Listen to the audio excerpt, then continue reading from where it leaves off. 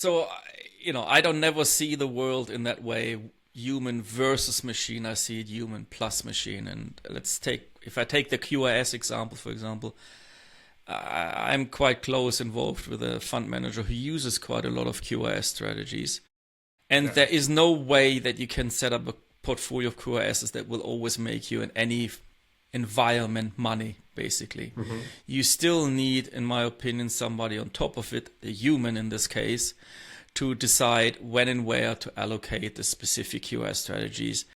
Often that works well if you take a generic macro view on what you think will work. Is quality right now a good one? Is it value? Is it, can you is the whatever the premium that you can get in commodities right now there or not?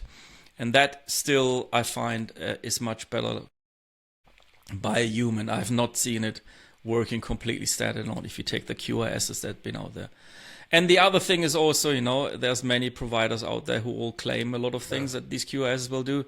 You need a human again to go cross-check it.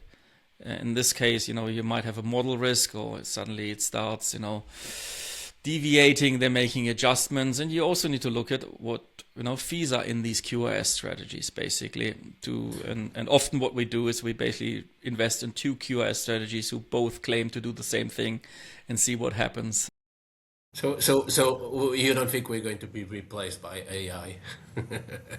I mean, I hope not. I still see the biggest impact that you can have is the combination of both. Yeah. One or the other by itself is probably going to be not the right way to go right now. Okay. I do have, because you see much more on AMCs than I do, right? I see that from the outside, Yeah. and I am very, very curious.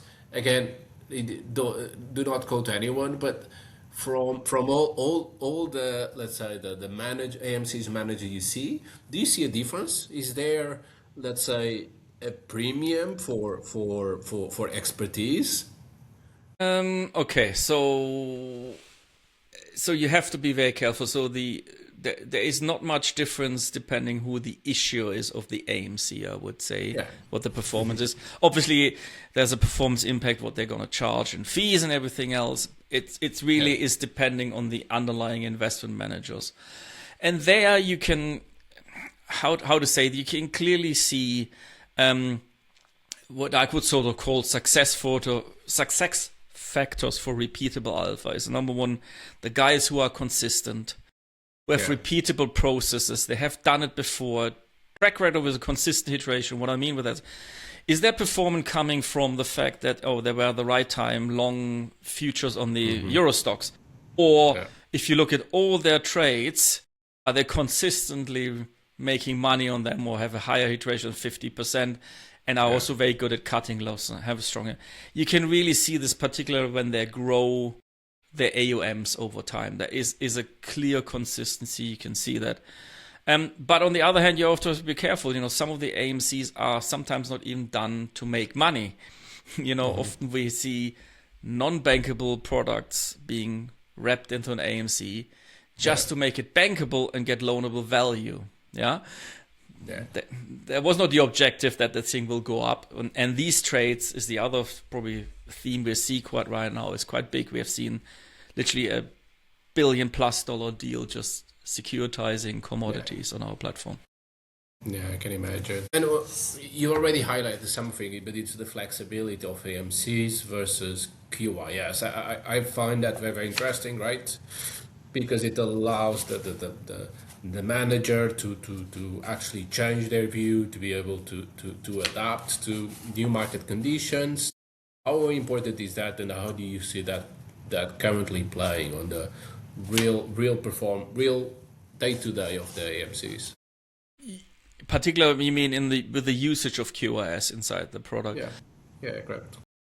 I mean, there's two sort of forms that we see. Some are just purely the management as protocol of the allocation to the QRS happens outside the AMC. The manager buys more or less of the AMC. And then there's other ones where the allocation between different QRS structures happens inside the AMC. And there I find okay, this is more anecdotally. I cannot fully back that up. I can only talk about the few that The I've feeling. seen. Yeah. Is the people who are careful in allocating. They're not constantly going 0 to 100, 100 to 0 and back and forth. Consistently are invested and, saying, okay, fine, we don't believe macro-wise view. There's so much value right now in value strategy, for example. We're going to reduce it by 30% and see how it goes. The ones that are more consistent and careful and not 0 and 1 and accelerate and decelerate very fast, because there's execution costs with the QRS strategies, and the banks, many of the banks who provide that, charge for going in and out. So you want to be on the right side of the trade at that point in time.